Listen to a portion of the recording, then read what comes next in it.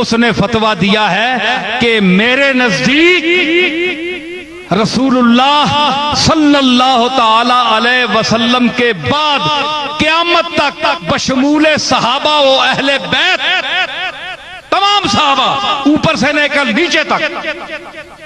فاطمۃ الزہرا سب سے افضل ہے۔ یہ امام مالک کا فتویٰ ہے، پڑھ لو کتاب، نہیں پتا تو میں بتاؤں گا۔ بسم اللہ الرحمن الرحیم۔ اللہ رب محمد صلی اللہ علیہ وسلم،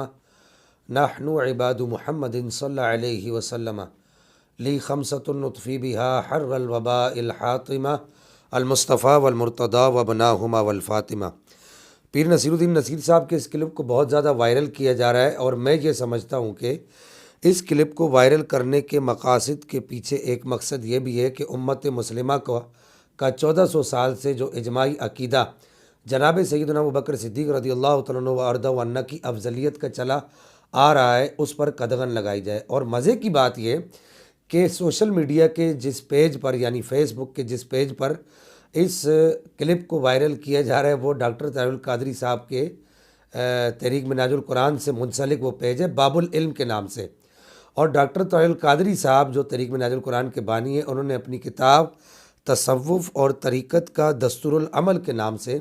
جو ان کی کتاب ہے، اس کتاب میں اس بات کو مینشن کر دیا ہے کہ امت کا اس بات پر اجماع ہے کہ جناب سیدنا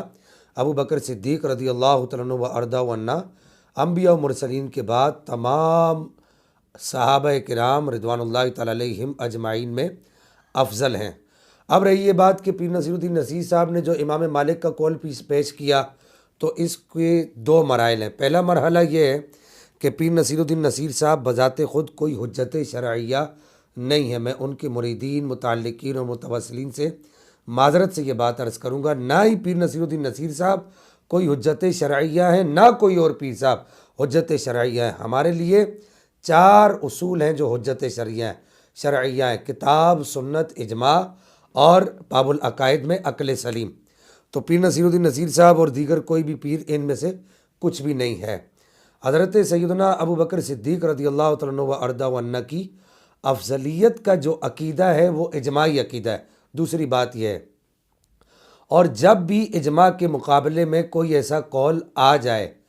جو اجماع سے ٹکراتا ہو تو اس قول کو قابل حجت نہیں سمجھا جاتا، اور نہ ہی اس قول کی طرف التفات کیا جاتا ہے۔ اس بات کو امام قسطلانی نے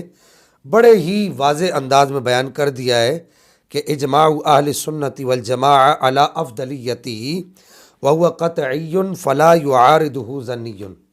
کہ اہل سنت کا جناب سیدنا ابوبکر صدیق رضی اللہ تعالیٰ عنہ وارضہ عنہ کی افضلیت پر اجماع ہے اور یہ قطعی ہے، اس کے مقابل کوئی بھی ظنی بات نہیں آ سکتی۔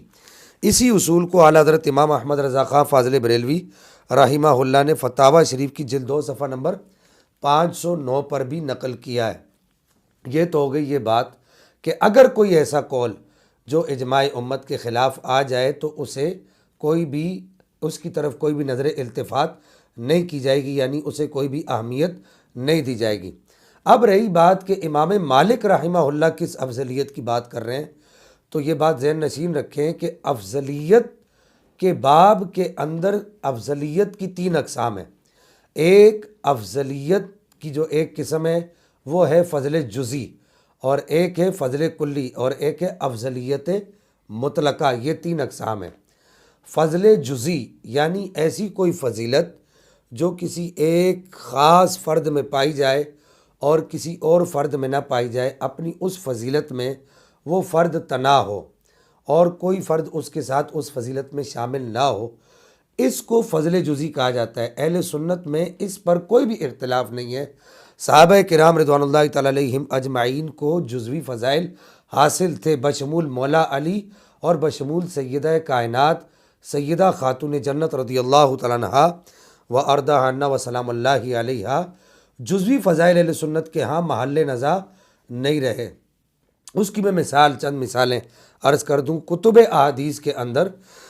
بہت ساری مثالیں اس کی موجود ہیں۔ مثال کے طور پر بخاری و مسلم کے اندر یہ حدیث مبارکہ موجود ہے کہ نبی پاک صلی اللہ تعالیٰ علیہ وبارک وسلم کے صحابی حضرت سیدنا سعد بن ابی وقاص وہ شخصیت ہیں جنہوں نے اسلام کی راہ میں سب سے پہلا تیر پھینکا۔ تو اب یہ حضرت سیدنا سعد بن ابی وقاص کی وہ فضیلت ہے کہ اس میں آپ کے ساتھ اور کوئی بھی شامل نہیں ہے، یہ آپ کی جزوی فضیلت ہے۔ یوں ہی حضرت سیدنا زبیر بن العوام کو نبی پاک صلی اللہ تعالیٰ علیہ وبارک وسلم نے، یہ بھی بخاری مسلم میں موجود ہے، فدا کا ابی و امی ارشاد فرمایا، اور حضرت زبیر کو نبی پاک علیہ الصلوۃ والسلام نے اپنا حواری ارشاد فرمایا، یہ بھی بخاری شریف کے اندر موجود ہے۔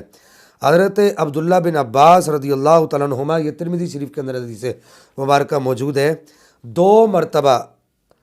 جناب جبریل امین علیہ الصلوۃ والسلام کی زیارت سے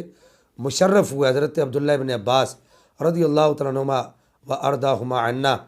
تو یہ وہ سارے فضائل ہیں جو ان کے، اس کے علاوہ بھی صحابہ کرام کے اور فضائل بھی ہیں۔ تو یہ وہ سارے فضائل ہیں جو ان صحابہ کرام کے جزوی فضائل ہیں، اور ان میں کوئی اور صحابی ان کے ساتھ شریک نہیں ہے، بشمول مولا مرتضیٰ کرم اللہ تعالیٰ وجہ کریم بھی، اور جناب سیدنا صدیق اکبر رضی اللہ تعالیٰ عنہ، جناب عمر فاروق و جناب عثمان غنی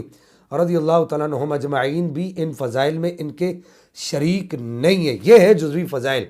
لیکن یہ جزوی فضیلت افضلیت مطلقہ کو، جو محل نزاع ہے،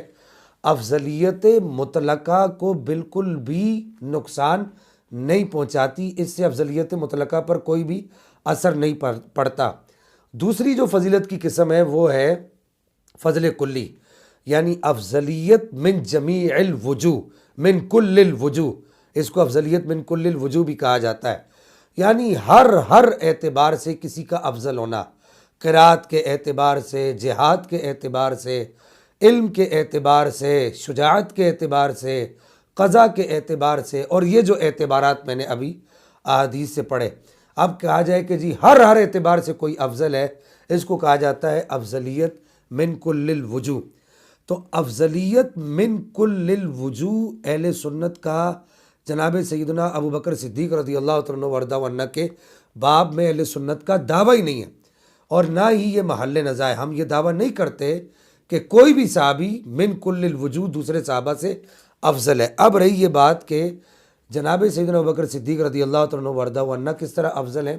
تو آپ کی جو افضلیت ہے وہ افضلیت مطلقہ ہے۔ امام سیوطی، امام رازی، اسی طرح شاہ ولی اللہ محدث دہلوی، شاہ عبدالعزیز محدث دہلوی، تقریباً اہل سنت کے اکثر بزرگوں نے اس کی صراحت کی ہے، اور اعلیٰ حضرت امام احمد رضا خان فاضل بریلوی رحمہ اللہ نے بھی اس کی صراحت کی ہے کہ افضلیت مطلقہ کے حقدار جناب سیدنا صدیق اکبر رضی اللہ عنہ و ارضاہ عنہ ہیں۔ اب آخری بات یہاں پر، آخری 2 باتیں یہ عرض کر دوں کہ امام مالک رحمہ اللہ کے اس قول کے بارے میں کیا کہا جائے گا۔ تو امام مالک